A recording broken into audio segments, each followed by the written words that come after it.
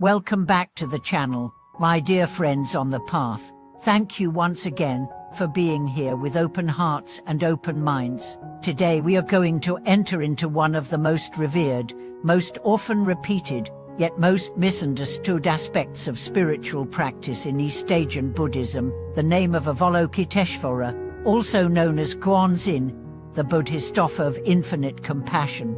Millions chant this sacred name every day, Namo Avalokiteshvara, or Namo Guanzin Pusa.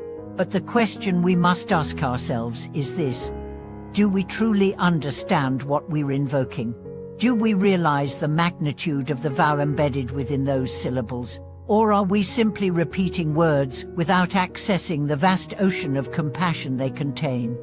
Today's journey will take us deep into the vows of Avalokiteshvara, not just as a mythical figure of mercy, but as an embodiment of a universal truth that can radically change the way you live, love, and liberate others. We'll explore not only the history and the spiritual mechanics of the sacred name, but also how the invocation, when practiced with understanding and sincerity, becomes a direct line to the heart of the cosmos, a cosmic resonance that answers suffering with solace, confusion with clarity, and fear with fierce compassion. Let us begin with the most important truth. Avalokiteshvara is not merely a deity to be worshipped. Avalokiteshvara is a vow, a living vow, a cosmic vow, a timeless commitment to respond to the cries of all sentient beings, no matter how faint, no matter how distant, no matter how impure. The name Guanzin literally means one who observes the sounds of the world. But this isn't passive observation, it is active, immediate, and compassionate response.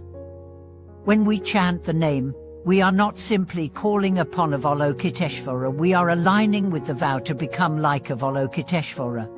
This changes everything, because it means that chanting Namo Avalokiteshvara is not a plea for rescue, it is a declaration, it is a spiritual agreement.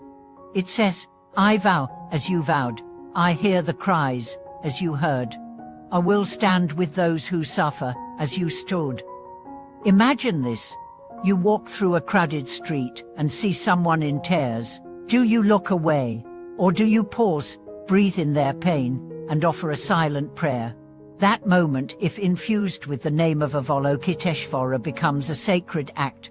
You become a channel of that vow. Let's take a real example. A man once lost everything in a business collapse.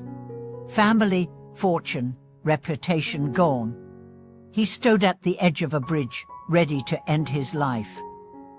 In that moment, he remembered his grandmother's chant, Namo Guanzin Pusa. He said it once, bitterly.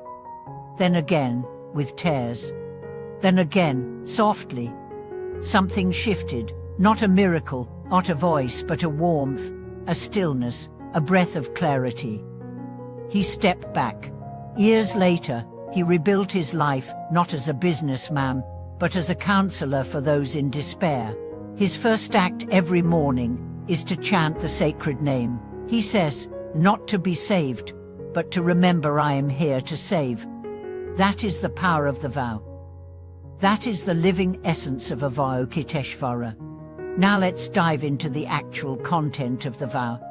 Avalokiteshvara made countless vows before attaining the Bodhisattva stage. Among them, the most prominent are: if anyone in suffering calls my name, I will immediately perceive their voice and relieve their pain.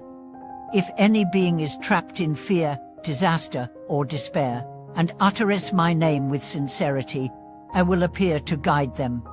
If any being sincerely seeks liberation through my name, I will lead them to the path of enlightenment. But here's the part that most people miss. These vows are not just promises, they are templates, blueprinters, models for our own practice. When we invoke the name of Avalokiteshvara, we are entering the field of those vows. That means we are not just asking for help, we are agreeing to become help. That is why so many who practice sincerely report strange and beautiful shifts. A woman whose family was torn apart by years of conflict begins chanting the name every morning. Slowly, communication returns. Her son begins smiling again. Her husband, once cold, begins to help with small tasks. She says, "I thought I was calling for peace, but really, I was becoming peace." This is the key. The name does not change the world around you. First, it changes the world within you, and through that inner change, the outer world follows. Let's take another layer deeper. The name of Avalokiteshvara is a sound mantra, but it is also a consciousness. In every recitation, we are bathing our nervous system in the frequency of compassion. Modern neuroscience has shown that repetition of peaceful phrases regulates the amygdala, reduces cortisol, and activates the vagus nerve, the seat of rest and digest. What this means is that chanting the name isn't only mystical, it's biological. You're literally training your body to embody calmness, clarity, and care. And yet, there's more. In the Mophilona tradition, Avalokiteshvara is not just a personal vow, it is cosmic compassion incarnate. The name is like a hologram when you chant it with sincerity. The full presence of universal mercy unfolds within your own heart. You're not summoning something outside. You're awakening something eternal inside. Let's explore what happens when you chant without understanding versus chanting with vow. A child recites the name because her parents tell her to. It's beautiful, but mechanical.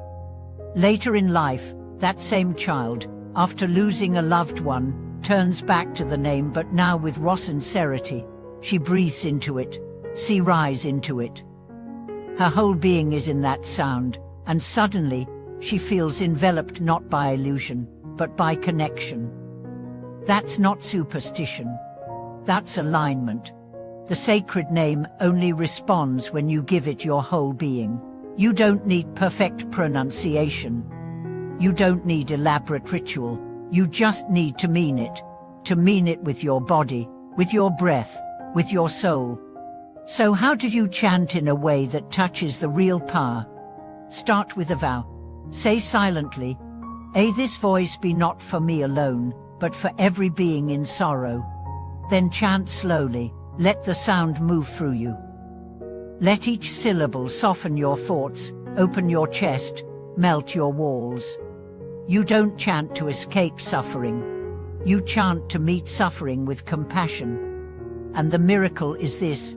As you do, Avalokiteshvara appears not always in vision, but in the way your heart opens when you meet someone else's pain, in the tears that fall when you witness kindness, in the moment you choose to listen instead of judge. That is the Bodhisattva rising in you. And maybe, just maybe, you'll become the answer to someone else's prayer. Thank you for watching this video. If you've ever chanted the name of Avalokiteshvara or experienced moments of unexpected peace through the practice, share your story in the comments. Let's inspire each other to not just repeat the name but to live the vow behind it. Please subscribe, like, and turn on notifications. This community thrives because of your sincerity, your sharing, and your courage to awaken. Until next time, keep chanting not for escape, but for embodiment. You are not alone, you are never unheard. And with every breath, the vow lives in you.